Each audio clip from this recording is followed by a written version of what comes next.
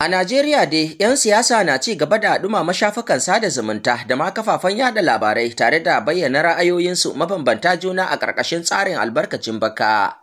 Kamar yadda dokar ƙasa ta bada a sashe na 39 ɗaya cikin baka daga 2 zuwa 3 na kundin tsarin mulkin Najeriya. Kalaman dai na zuwa ne kwanaki kaɗan baya ga jam'iyyar APC ta yi wani zubi da ake kira Muslim ticket. To sai dai za a iya cewa an taɓa yin wannan tsari tun a lokacin su Abiola, amma hakan bai ɗore ba. Tuni dai wasu al'ummar ƙasar na fidda sanarwa daban-daban, kamar yadda ake gani a shafukan sada zumunta.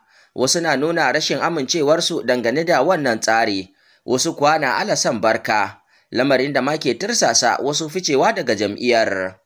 Yanzu haka dai ƙorafe-ƙorafe da ake yi na iya yiwuwa ya yi wa wani ɓangaren daɗi, wani ɓarin kuwa akasin haka.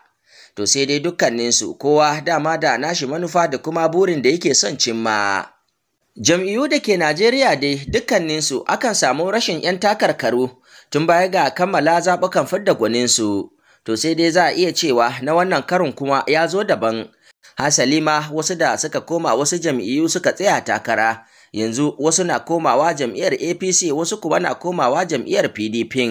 Har ila yau ana komawa jam'iyyar NNPP mai kayan marmari. Masana da ma 'yan siyasa na ci gaba da yi wa lamarin sharha iya saninsu akan wannan zaɓe da zai gudana.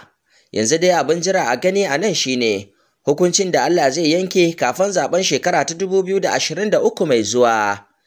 Aliyu Muhammad Tukur Binkula, sashen Hausa na Voice of Arewa, VOA.